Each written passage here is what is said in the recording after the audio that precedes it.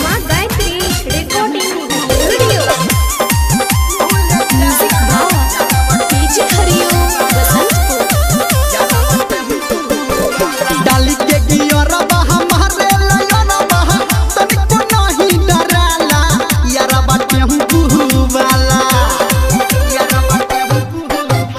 डाली के गियरबा हमारे लयनबा तनिको नहीं डराला यारबा टेम्पू वाला रे यारबा टेम्पू वाला आकाठी के दिलवा भूले जाला यारबा टेम्पू वाला आकाठी के दिलवा भूले जाला यारबा टेम्पू वाला। अभी आप सुन रहे हैं धर्मेंद्र निर्मलिया को डीजे हरिओम बसंतपुर।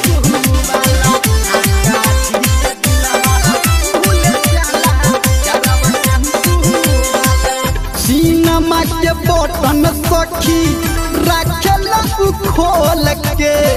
आमन पगलाबे भूतो मीठा मीठा बोल के सीनमा के बटन सखी रखला खोल के आमन पगलाबे भूतो मीठा मीठा बोल के झाड़ी के झुलपी उधर आवे ए सखी हीरो से कम नहीं लागे ए सखी हीरो से उता कम नहीं लागे दुन्नू रे अखिया से मारे उलाटी तनिको नहीं डराला यारबा टेम्पू वाला रे यारबा टेम्पू वाला आकाठी के दिलवा उले जाला यारबा टेम्पू वाला आकाठी के दिलवा केले जाला यारबा टेम्पू वाला। अभी आप सुन रहे हैं कावड़िया म्यूजिक म्यूजिक भाव डीजे हरिओम बसंतपुर। देह लागे हाथा काठा भोरल बगूदा आतन को जाले ना लव यू बोले सीधा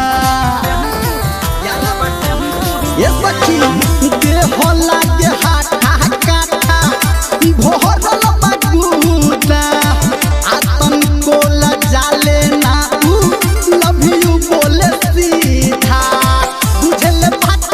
सब धर्मेंद्र भरल बागुन संजय खत्म के अंदर आ भरल बागुन दीपक लाल